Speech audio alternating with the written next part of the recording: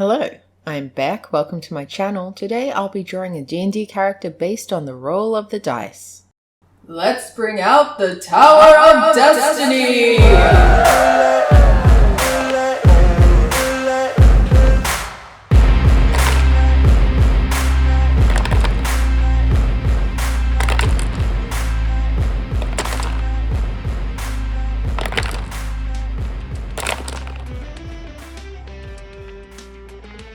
Now we have a race and a class. The class is Monk.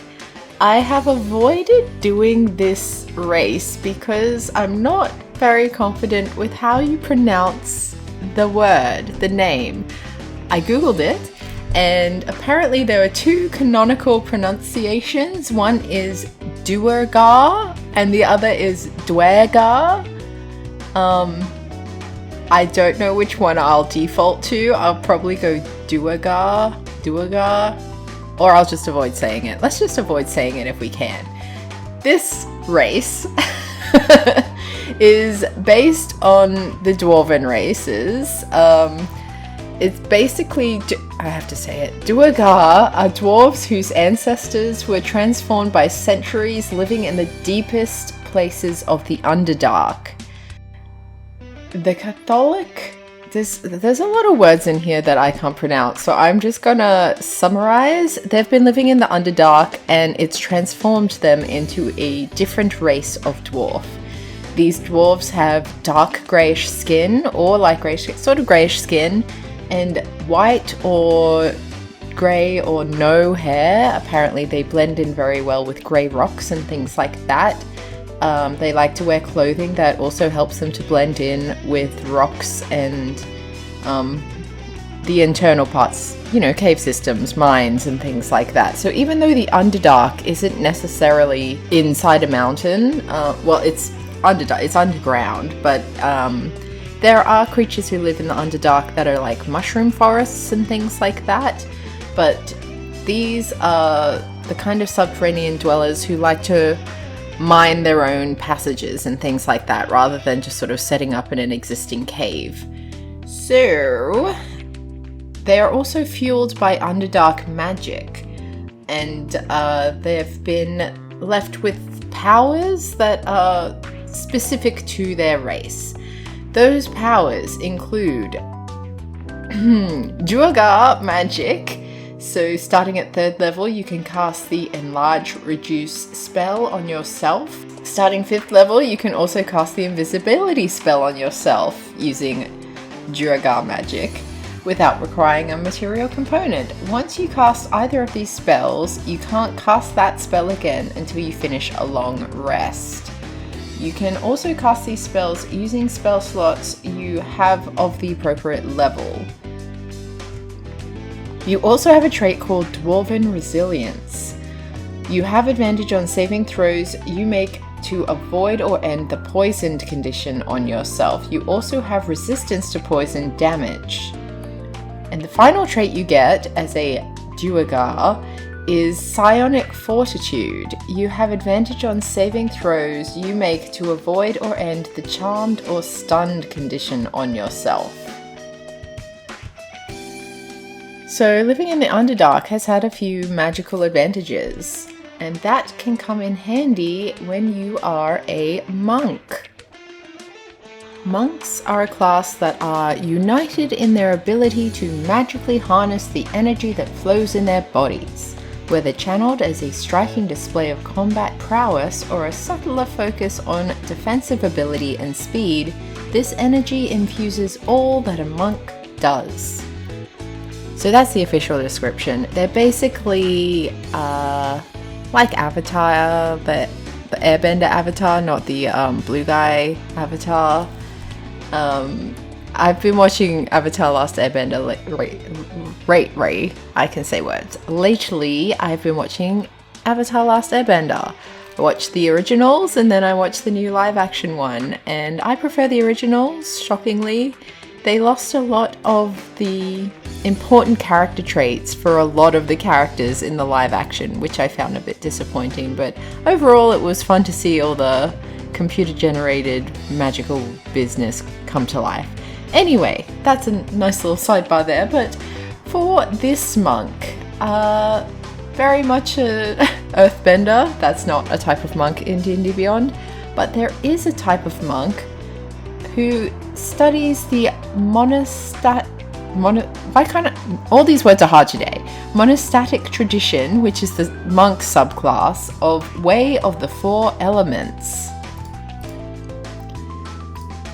Now, in the Way of the Four Elements, you become an elemental disciple, so you basically harness the elements. There's a lot of different subclasses here, so you've got Way of Mercy, Way of Shadow, Way of Astral Self, Way of Open Hand, which is more combat based obviously, Way of the Cobalt Soul, but Way of the Four Elements seemed like this one would suit this character the best because she's all about the earth, and I think that even though you can choose to only follow one of the elements when you're being an earth Way of the Four Elements monk person,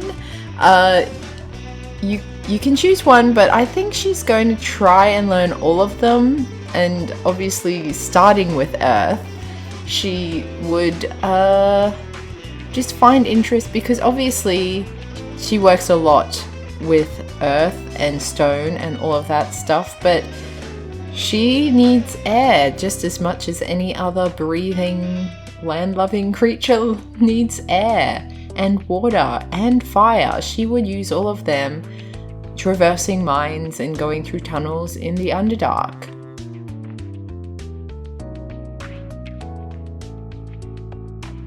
There are a lot of elementally based spells that you can learn in this subclass, so I'm not going to go through them all.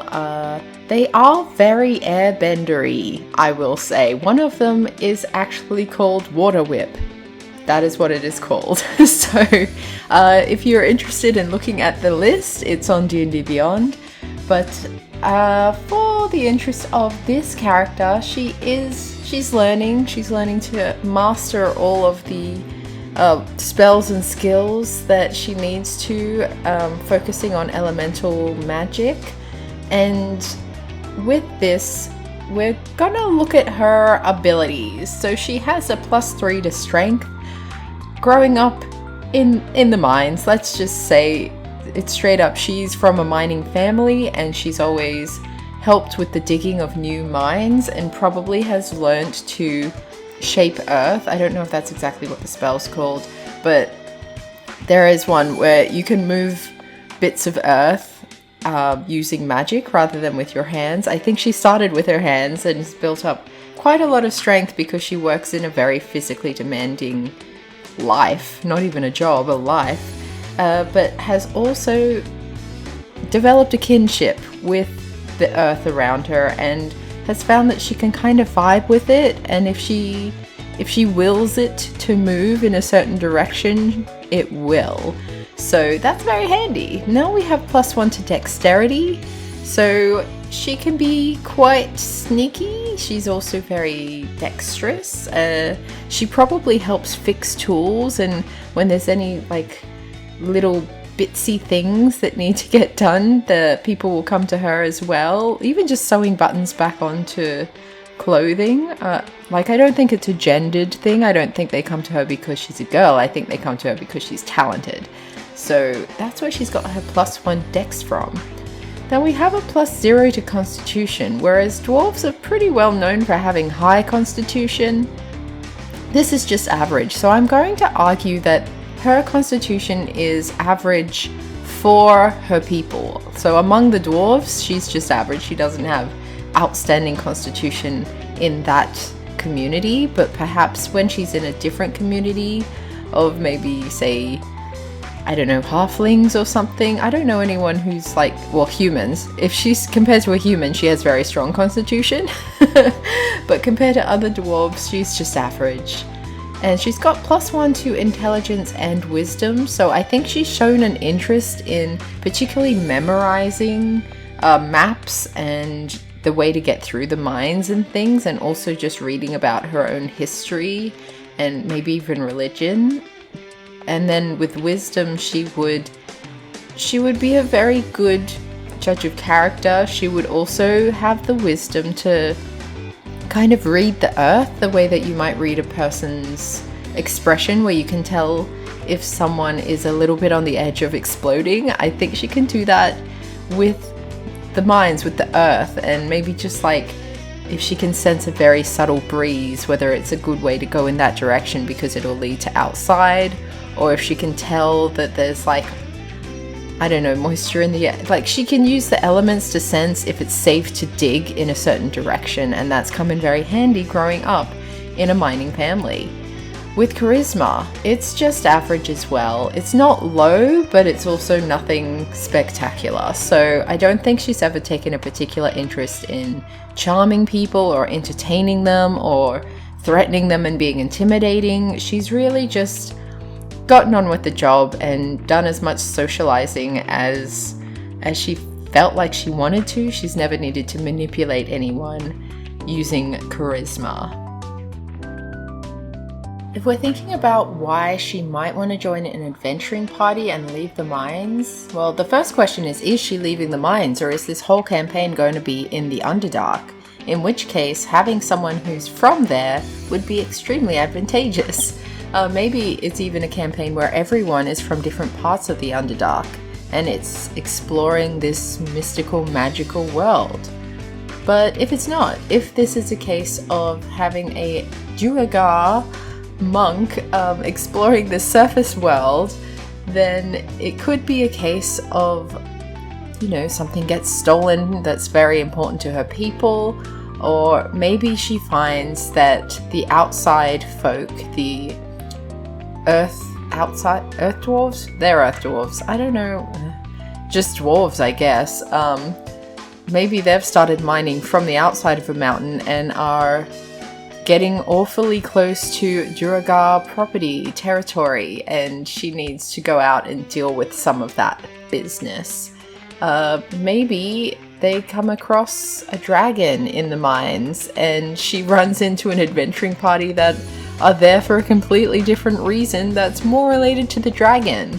There are so many ways that you could have this character meet an adventuring party and maybe get a taste of like wanting to explore the outside world. So maybe she's motivated to explore and learn more, and especially if she's being motivated by wanting to connect to the elements. If you have her meet a druid and talk about the forest and things that exist in the sunny world where she wouldn't even be able to imagine it, she would want to go and see that. She would want to see outdoor waterfalls. She would want to see what the ocean looks like.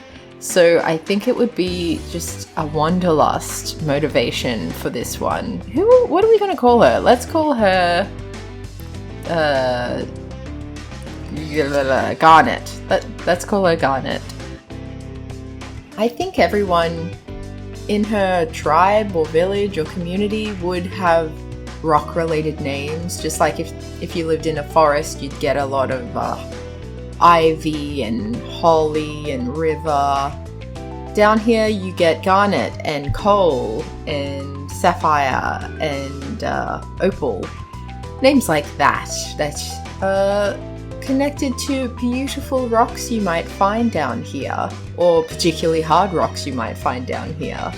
And I really couldn't decide how I wanted to depict her like magic happening.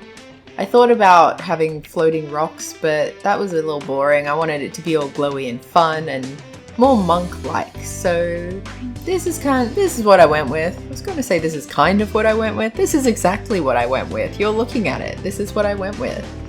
What do we think of her? Do you like this sort of design, this concept for a Duergar? Oh my god, do you struggle to say these names? Am I the only one? Maybe I am. Although evidently not, because there's two different ways that you can canonically say it, so there's that. I hope you liked this video, and if you did, please give me a thumbs up. It really makes my day.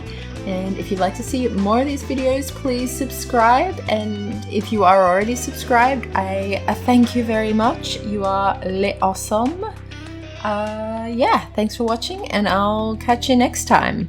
Bye!